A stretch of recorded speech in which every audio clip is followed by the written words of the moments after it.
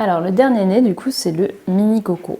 Donc le mini coco il a la particularité d'être petit comme vous pouvez le voir. En fait c'est vraiment un descendant entre guillemets, le petit frère du coco parce qu'il y a cette partie du coup succion juste ici. C'est cette partie-ci qu'on va venir placer sur le gland du clitoris, donc la partie externe du clitoris, et qui va faire un peu un effet d'aspiration.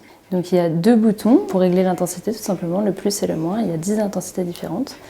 Et de par son format mini, on peut l'emmener partout en voyage, dans son sac à main, etc. C'est une marque de vibromasseur qui a pensé l'objet de plaisir comme la clé d'une reconnexion à soi. Derrière puissante Marie Comacle, à 30 ans, la jeune femme originaire de Bretagne s'est lancée dans l'aventure en 2019 après des études d'ingénieur. Pour la petite histoire, aujourd'hui j'ai 30 ans, j'ai commencé à travailler sur ce projet quand j'en avais 27 et j'avais l'idée depuis déjà quelques années parce que, à titre personnel, j'ai utilisé un vibromasseur, que j'ai trouvé ça absolument merveilleux, mais que quand j'en ai parlé autour de moi, on m'a regardé avec des yeux en se disant « mais elle a un vibromasseur, mon Dieu, etc. » Et en fait, j'ai participé à beaucoup de conférences, d'ateliers, etc. autour de la sexualité féminine et je me suis rendu compte qu'il y avait énormément de femmes qui se découvraient très tard parce que jusqu'à présent, soit elles n'avaient pas eu les infos, soit elles avaient un peu ce sentiment de honte ou de culpabilité autour du fait de se faire du bien seule. Et le but du jeu avec Puissante, c'est vraiment d'expliquer aux femmes qu'on a le droit de se faire plaisir, que c'est ô combien important et que ça fait partie de la vie et que ça fait partie du bien-être, au même titre que méditer, faire du yoga ou je ne sais quoi.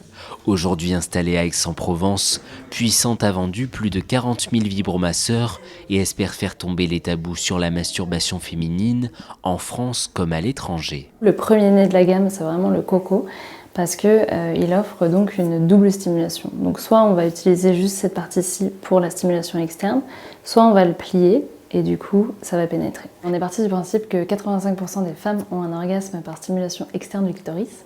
Donc il y a ces 85% là et il y a les 15 autres % qui ont besoin de pénétration. Aujourd'hui en France, il y a vraiment deux écoles entre guillemets. Il y a les jeunes générations pour lesquelles ça commence à ne plus du tout être un tabou et c'est très très chouette et c'est vraiment grâce à tout le contenu qui est créé notamment sur Instagram, TikTok, etc.